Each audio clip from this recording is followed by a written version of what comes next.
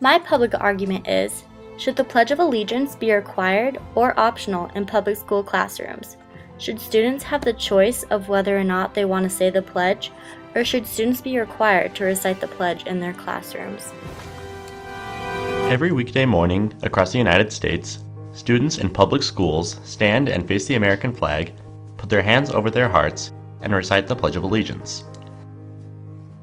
The pledge is repeated at public meetings, social gatherings, and even sporting events.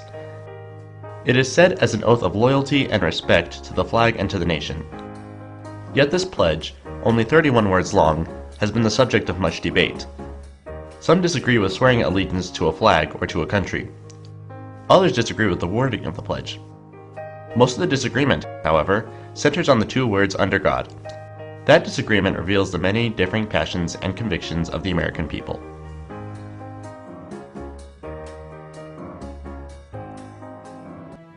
The Pledge of Allegiance is supposed to be said every morning before school, not once a week, but every day.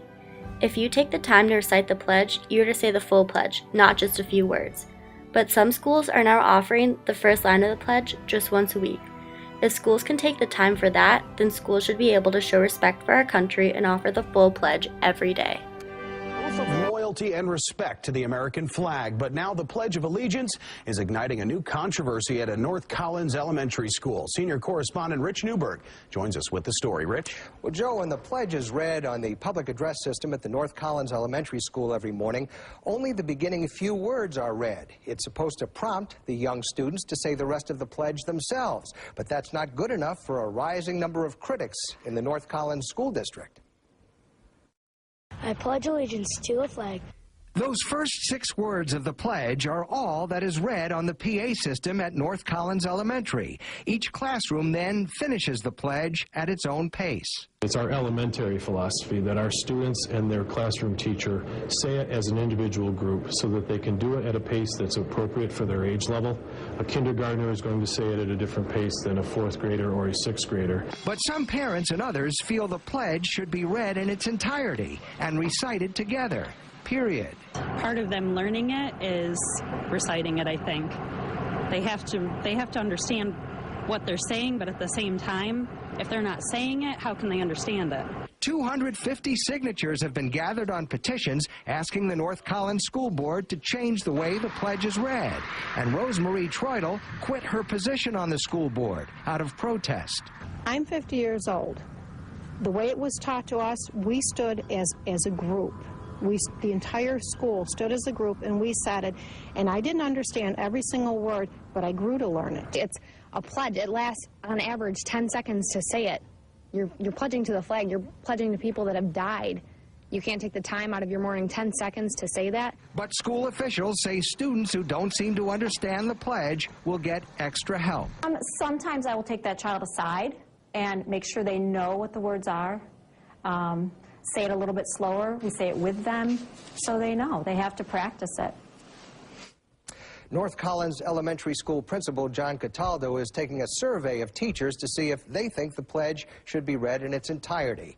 Meanwhile, critics are vowing to make an issue of the way the pledge is read. The pledge has been a part of our country for well over many years. By taking the pledge out of schools, you are taking the history of our country away from our next generations. The issue is saying the Pledge of Allegiance in the classroom.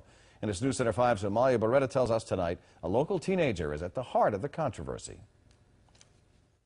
Uncle Sam was born here. Sean Harrington is a history buff and a young Republican. The 17-year-old Arlington High School senior has stirred up a hornet's nest by proposing the Pledge of Allegiance to the flag be led in every school every morning, like a largely ignored state law requires. The proposal failed before the school committee.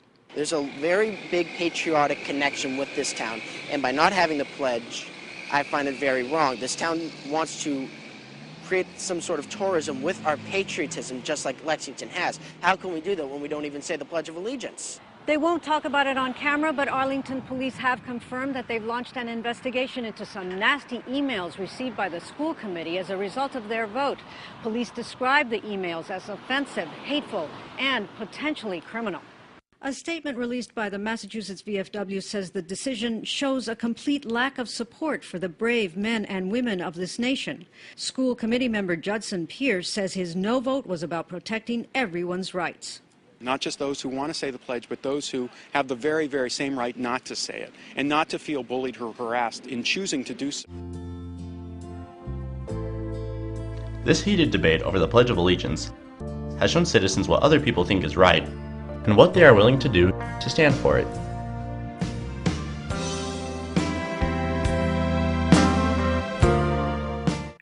This next interview shows each side of the controversy. Is it unfair to those students who do not believe in God but are still forced to say under God in the pledge? But what about the students who do believe we should say the pledge? But some schools don't even give their students the option to even say it at all anymore.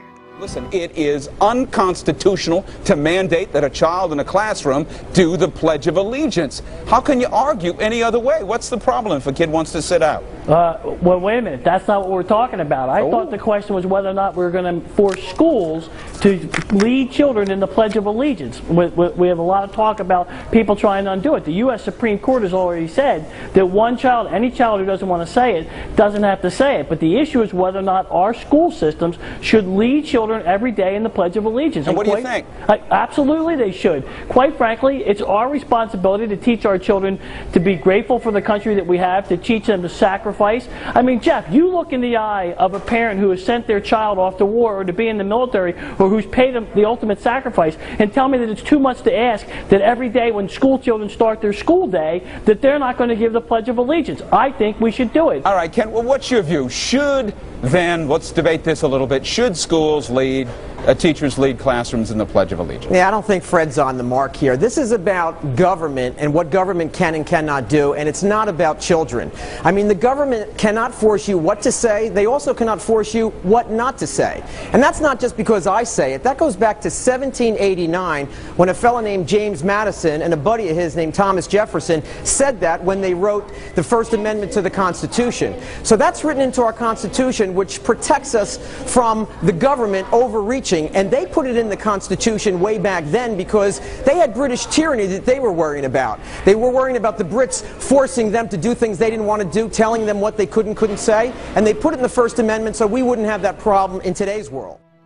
I believe, out of respect for America, each school should offer the pledge to their students each morning. Then students are given the choice to recite it or to not recite it. Citizens seem to forget why the Pledge of Allegiance has been said for so many years and what the significance behind the pledge really is. The Pledge of Allegiance shows the unity of our country.